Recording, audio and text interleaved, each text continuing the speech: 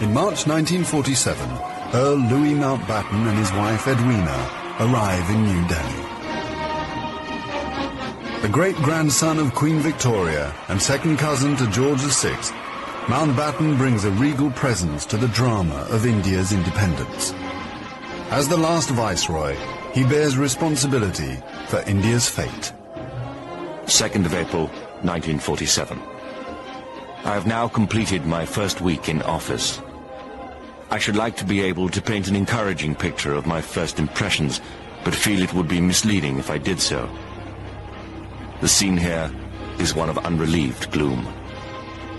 At this early stage, I can see little common ground on which to build any agreed solution for the future of India.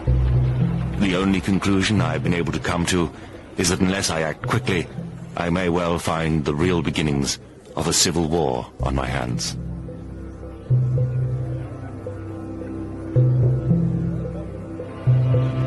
By May, attempts to create a unified India have failed. Gandhi retreats from political life. Muhammad Ali Jinnah, leader of the Muslim League, and Jawaharlal Nehru of the Indian National Congress concede to divide India. Fearing a total loss of control, Mountbatten brings forward the transfer of power to August. Two nations will be created by partition, a secular India and a new homeland for India's Muslims, Pakistan. Independence, Nehru addresses the people of India. Long years ago, we made a tryst with destiny, and now the time comes when we shall redeem our pledge. At the stroke of the midnight hour, when the world sleeps, India will awake to life and freedom.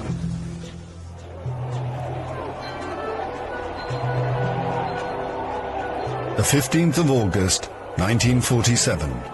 The British Empire in India has come to an end. The last viceroy, Louis Mountbatten. The flag raising and the salute were done amid scenes of the most fantastic rejoicing. And as the flag broke, a brilliant rainbow appeared in the sky, which was taken by the crowd as a good omen.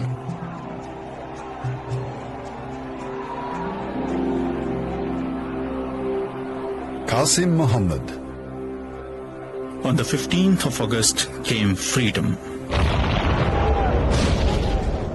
The freedom to burn, loot and murder.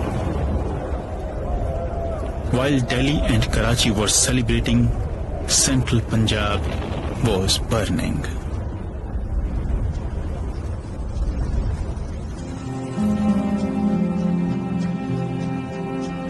Between August 1947 and March 1948, 4.5 million Hindus and Sikhs are forced to migrate from Pakistan to India. 6 million Muslims must move in the opposite direction. Britons and Indians witness the bloodshed. Shahid Ahmed. It is a battleground. People have gone mad.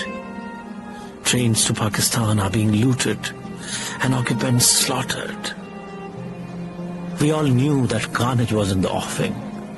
So did Mountbatten. The British Empire, which tried to build India over centuries, can never live down this great tragedy.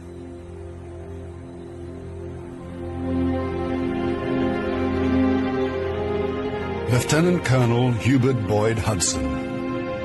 The sight from the air was awe-inspiring. In this chaos, millions of refugees were struggling to get to India or Pakistan. Thousands of others were doing their best to prevent them, murdering them by the hundred. But death is nothing.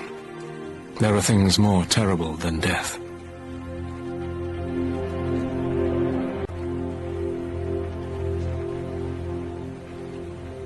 Ten million people are displaced in the partition of India.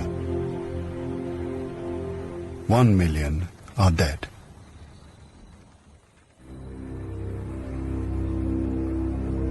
By the summer of 1948, most of the British have left. Hubert Boyd Hudson has been in India for 15 years. India is full of ghosts.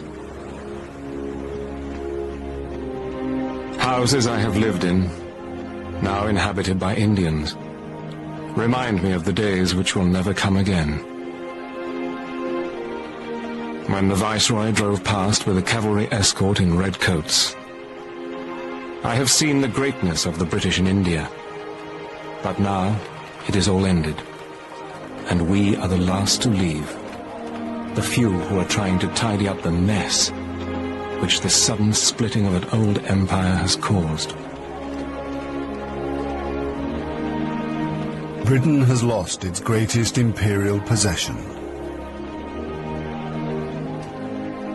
Mahatma Gandhi once said that if India became free, the rest of the empire would follow.